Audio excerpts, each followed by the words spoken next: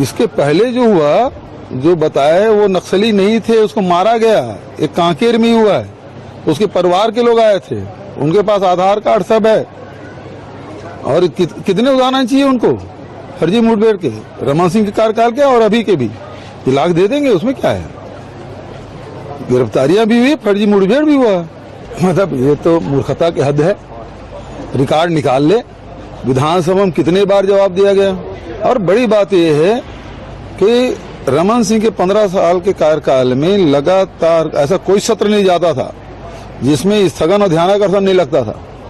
पहली बार 5 साल, पिछले 5 साल में नक्सली के बारे में एक भी न स्थगन लाए न ध्यानाकर्षण लाए लोग 5 साल में। इससे बड़ा प्रमाण क्या होगा। नहीं तो कोई भी नेता की पत्रकार वार्ता होती थी, सबसे पहले नक्सली समस्या की चर्चा होती थी, लेकिन उसके 5 साल में वो आखिरी में सवाल पूछते थे नक्सलियों के बारे में। हमने इतना पीछे धकेल दिया था। सबसे पहले सेना का अपमान, सुरक्षा बलों का अपमान, आतंकी मेरे भाईजान, क्या यही कांग्रेस पार्टी की बन चुकी है पहचान? क्या यही इंडिया अलायंस की बन चुकी है पहचान? मित्रों, हमें पता है कि कांग्रेस पार्टी का एक लंबा और पुराना चरित्र और डीएनए रहा है। They have a long history, जहां पर उन्होंने दल हित को देश हित के ऊपर और वोट बैंक नीति और अपने वोट बैंक की सुरक्षा को राष्ट्र नीति और राष्ट्रीय सुरक्षा के ऊपर हमेशा रखा है। और लिहाजा राष्ट्र नीति के मुद्दों पर ओछी सियासत और राजनीति करना यह कांग्रेस का चरित्र बन चुका है। और चाहे इसमें आतंकियों की, उग्रवादियों की पैरवी भी क्यों ना करनी पड़े, तो कांग्रेस इससे पीछे नहीं हटती।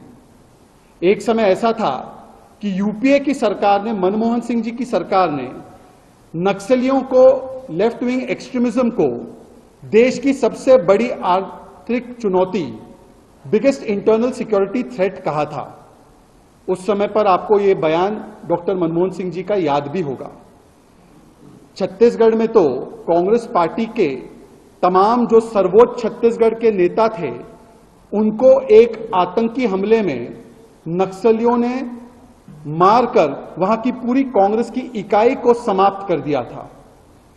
परंतु आज जब वही कांग्रेस पार्टी, जब छत्तीसगढ़ में सुरक्षा बलों को, सिक्योरिटी फोर्सेस को एक बड़ी सफलता प्राप्त होती है और नक्सलिज्म के खिलाफ, आतंकवाद के खिलाफ एक बड़ी चोट हमारी सुरक्षा बल करती है, तब सुरक्षा बलों का स्वागत और सत्कार करने के बदले, उनको सराहने के बदले, कांग्रेस पार्टी आतंकियों को, नक्सलियों को, उग्रवादियों को शहीद कहती है और सेना और सुरक्षा बलों के कार्रवाई पर प्रश्न चिन्ह खड़े करके उनके मनोबल पर कुटाराघात और चोट करती है।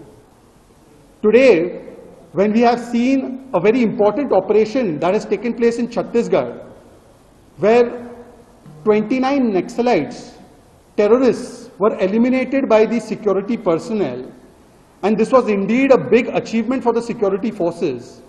Instead of coming out and welcoming the security forces, their action, today the Congress party has done what is expected of them, but unthinkable, that they come out and they claim that the Atankwadis, the Ugravadis, the Naxalites are essentially martyrs, and they raise question marks on the bravery of our security forces.